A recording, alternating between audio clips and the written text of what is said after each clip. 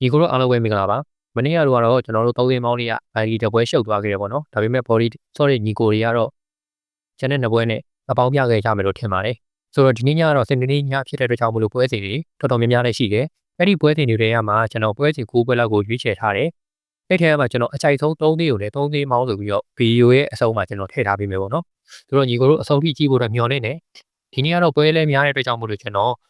လူတိုရှင်းလေးပဲကျွန်တော်အကြိုက်ကိုပဲအဓိကရွေးချယ်သွားမယ်ပေါ့ဗျာဆိုတော့ညီကိုတို့စလိုက်ကြအောင်ဗျာပထမဆုံးရွေးချယ်ပေးနေတဲ့ပွဲကမန်ယူနဲ့စပါးရဲ့ပွဲဒီပွဲထဲမှာမန်ယူဘက်ကနေပြီးတော့1ပေါင်း25ဘော်ဒီကြီးပေးထားတယ်ကိုပေါင်းကြီးကတော့3လုံးတည်ပေါ့ဒီကိုပေါင်းကြီး3လုံးတည်ဆိုတဲ့ဈေးတန်းကစပါးကိုတကူအနည်းဆုံးပေးထားတဲ့ဈေးဗျစပါးဒီပွဲမှာကိုသွင်းလိမ့်မယ်အဲ့ဒါတော့ကျင်းသေးတယ်ဆိုတော့ဒီပွဲကအပြန်အလှန်ဂိုးတွေကိုမြင်ရမယ်ပွဲစပါးကလည်းဒီနောက်ဆုံးထိခိုက်တွေ့ဆုံမှုရှိချိန်မှာမန်ယူတောက်လျှောက်ဒုက္ခပေးလာတဲ့အသင်းလက်ရှိမှာလည်းနိုင်ပွဲပြောက်တာလည်းကြာပြီဒီပွဲပြီးလို့ရှိရင်လည်းနီယူကာဆယ်နဲ့တွေ့မယ်အာဆင်နယ်နဲ့တွေ့ဖို့ရှိတယ်ဆိုတော့စပါးအနေနဲ့မန်ယူဝင်းမှာလည်းတည်ရထမတော့အနေဆုံးရထားမှာဖြစ်နေမယ်နောက်မှဆိုရင်စပါးတန်းလင်းစုံနဲ့ဒီရောက်သွားနိုင်မယ်ဆိုတော့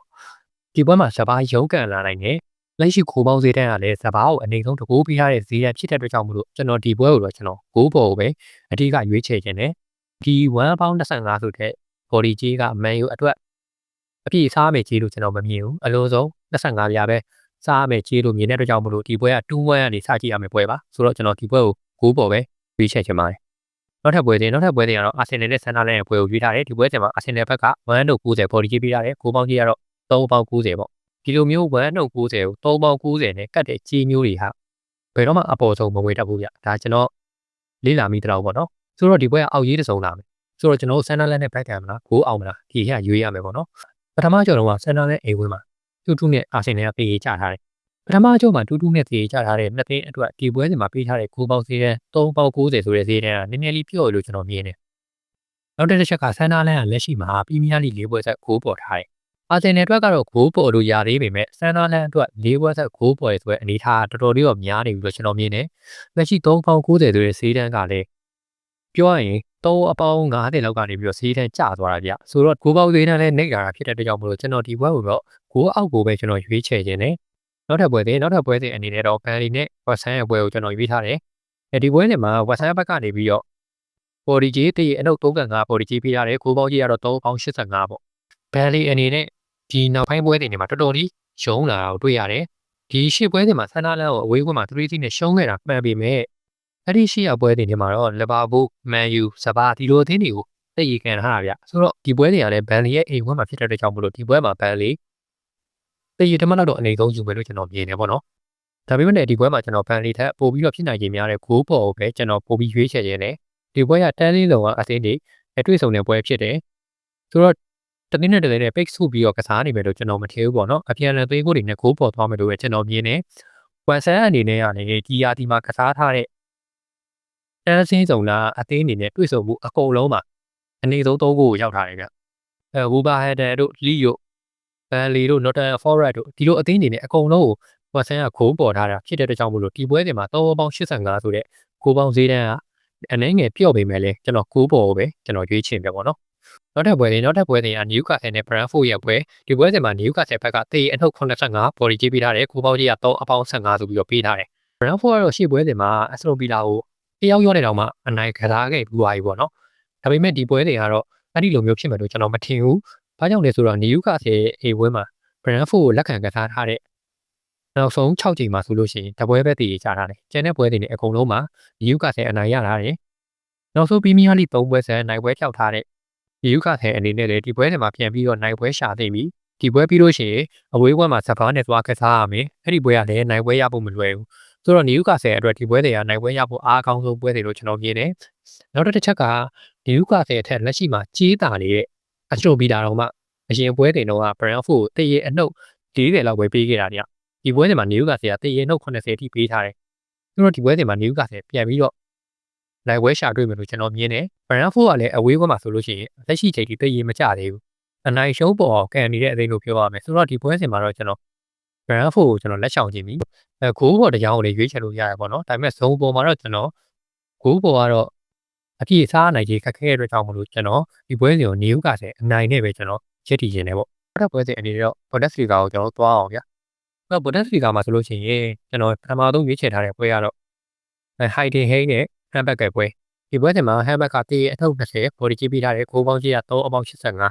Hiding Hay အနေနဲ့ဒီရာဒီမှာ Handback ကိုပထမအကြောင်းမှာလည်းရှုံးထားသလိုဂျာမန်ဒီပိုကယ်ဖလားမှာလည်းရှုံးထားတယ်ဒီပွဲကထက်ရှုံးမယ်ဆိုလို့ရှိရင်တရားဒီထဲမှာ Handback ကို3ပွဲလို့ရှုံးတဲ့အသေးဖြစ်သွားလိမ့်မယ်Hiding Hay ကလက်ရှိမှာတရားအောက်ဆုံးမှာဆိုပေမဲ့လည်းအိမ်ဝက်ကစားအားလေးတော့မစိုးဘူးလို့ကျွန်တော်ပြောလို့ရတယ်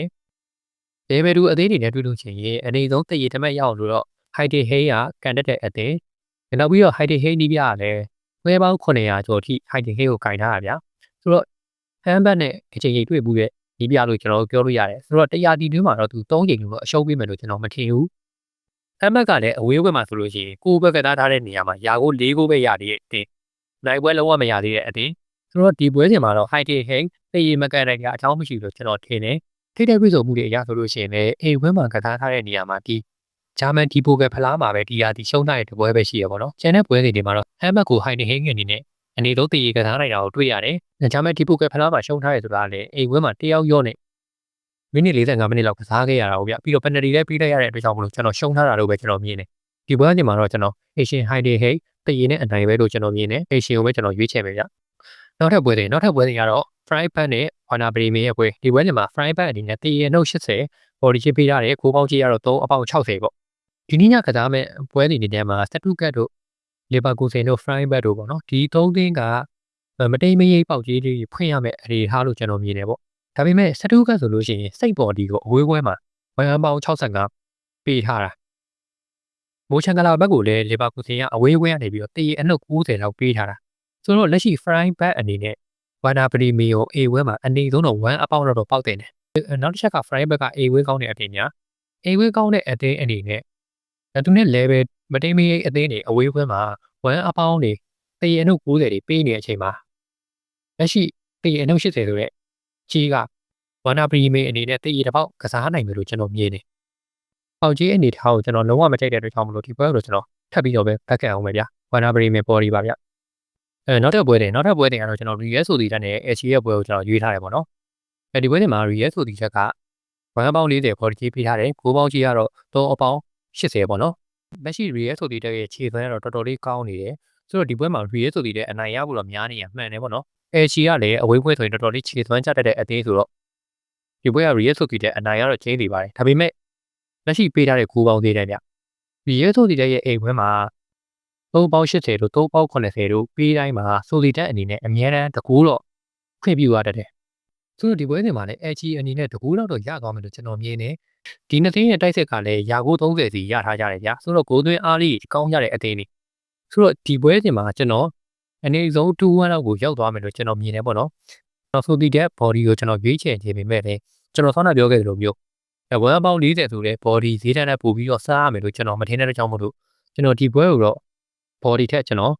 ဂိုးပေါ်ကိုပဲကျွန်တော်ရွေးချယ်ခြင်းနဲ့ကျွန်တော် HG ကိုကျွန်တော်တကူးမျှော်ပါဗျာနောက်ထပ်ပွဲတွေကတော့အီတလီပွဲစဉ်ဖြစ်တဲ့ Fiorentina နဲ့ Torino ရဲ့ပွဲကိုကျွန်တော်ရွေးချယ်ထားတယ်ဒီပွဲစဉ်မှာ Fiorentina ဘက်ကနေပြီးတော့ body ကြီး1ပေါင်း35 body ကြီးပေးထားတယ်9ပေါင်းကြီးကတော့3ပေါင်း95ပေါ့ Fiorentina အနေနဲ့လက်ရှိ body ကြီးကိုမပေးရတော်ကြာပြီဗျဒီပွဲမှာ1ပေါင်း35ဆိုတဲ့ body ကြီးပေးတာက Fiorentina ဒီပွဲမှာမဖြစ်မနေအနိုင်ကန်တော့မယ်လို့ပဲကျွန်တော်မြင်တယ်ပေါ့နော်ဒါကြောင့်လေဆိုတော့ Fiorentina အနေနဲ့ဒီပြအပြောင်းလဲဖြစ်ပြီးနောက်ပိုင်းကစားထားတဲ့အိမ်ခွဲပွဲတွေအကုန်လုံးမှာဆိုလို့ရှိရင်ပွဲတိုင်းကိုသွင်းထားတယ်ဒါ Fiorentina ရဲ့အားသာချက်တိုရီနိုမှာကျတော့ဘာတစ်ချက်ရှိလဲဆိုတော့တိုရီနိုအဝေးကွင်းမှာဒီရာဒီမှာ3ပွဲနိုင်ထားတယ်နိုင်ထားတဲ့3ပွဲလုံးကလည်းတိုရီနိုကလေးရှိတွေပဲယူထားတာဗျဆိုတော့ဒီပွဲစဉ်မှာတော့ Fiorentina ရဲ့ပုံမှန်ဂိုးသွင်းနေတဲ့ဂိုးသွင်းအားကြောင့် Fiorentina တကူရသွားပြီဆိုလို့ရှိရင်တိုရီနိုအနေနဲ့